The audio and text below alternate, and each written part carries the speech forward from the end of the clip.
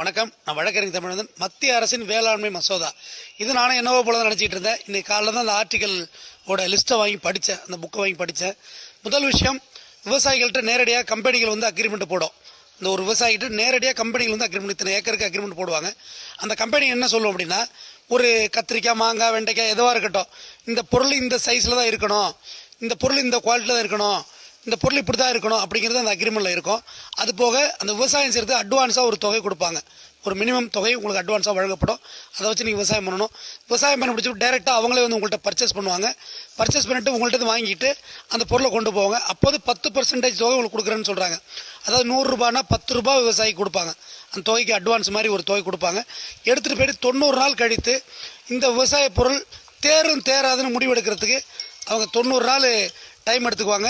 90 நாள் கழித்து தான் அந்த முடிவை அவங்க சொல்லுவாங்க. உங்கள் பொருள் தேராதுன்னா ஆட்டோமேட்டிக்காக அந்த பொருள் ரிஜெக்டட் ஆகும். அந்த 10% உங்களுக்கு பணம் கொடுத்தாங்க இல்லையா, அந்த பணத்தை கேபிட்டலில் வைப்பாங்க. இப்படியா போயிட்டே இருக்கும். மேலும் அவங்க கொடுக்குற விதையை மட்டும் தான் நீங்கள் அந்த நிலத்தில் அந்த கல்டிவேட்டிங் பண்ணணும். அது பேர் மான்சாண்டோ விதைகள். மான்சாண்டோ விதைகள்னால் தமிழில் சொல்கிற கரு விதை நீக்கம் செய்யப்பட்டது. அதை நீங்கள் விதை நல்லா எடுத்து வைக்க முடியாது. ஒன்ஸு பயிரிட்டால் முளைக்கும், திருப்பியெல்லாம் முளைக்காது. அதுக்கு சில குறிப்பிட்ட நோய்கள் வரும். அந்த குறிப்பிட்ட நோய்களுக்கு ஃபெர்டிலைசர், அதாவது மருந்து, உர மருந்து இருக்கு இல்லையா, அதுவும் அவங்களே கொடுப்பாங்க. அதுதான் நீங்கள் பயன்படுத்தணும். வெளிலேருந்து வாங்கி போட்டுலாம் பயன்படுத்தக்கூடாது. இது போக செஞ்சு அந்த பொருள் நிராகரிக்கப்படும் போது அந்த 10% கேபிட்டல் வைக்கிறாங்க இல்லையா, மறு ஆண்டு விவசாயம் பண்ணவங்களே மறுபடியும் உங்களுக்கு அட்வான்ஸ் 10% கொடுப்பாங்க. அதை வச்சு நீங்கள் விவசாயம் பண்ணணும். இப்படியா போயிட்டே இருந்து தொடர்ச்சியாக 10 ஆண்டுகள் உங்களால் அந்த ஈல்டை கொடுக்க முடியலைன்னா உங்களால் எம்ஓடின்னு சொல்கிறாங்க, மார்ட்கேஜ், அடமான பத்திரத்துக்கு உங்கள் இடம் போகும்.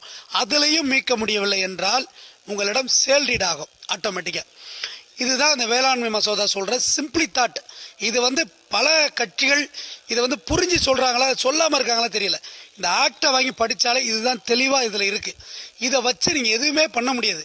டோட்டலாக இது ஒரு விதமான விவசாய அழிப்பு, நம்ம மீது நடத்தப்படும் பயோவார்.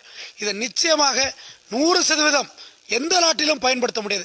இதில் மிக முக்கியமான பாயிண்ட் சொல்கிறேன், இந்த சட்டத்தை எதிர்த்து நீங்கள் கோர்ட்டுக்கு போக முடியாதுன்னு ஆர்டிக்கல் சொல்லுது. நீங்கள் நீதிமன்றத்திற்கு இந்த சட்டத்தை நோக்கி போக முடியாது. மேலும் மாநில அரசு இந்த சட்டத்தை எதிர்த்து போகக்கூடாது. இப்போ உதாரணத்துக்கு தமிழ்நாட்டு முதலமைச்சர் இந்த சட்டத்தை எதிர்த்து நீதிமன்றம் போகணுன்னா கண்டிப்பாக போக முடியாது. இப்போ ஆந்திரா முதலமைச்சர் எல்லாருக்கும் இதே தான். இதுதான் அந்த ஷரத்து 13(1)(7) சொல்கிறாங்க. அதாவது பிரிமினரிலே அதை சொல்கிறாங்க. இது ரொம்ப ரொம்ப அபாயகரமான சட்டம். இது மிகப்பெரிய கார்ப்பரேட் கம்பெனிகளுக்கு உதவியாக போய்விடுங்கிறது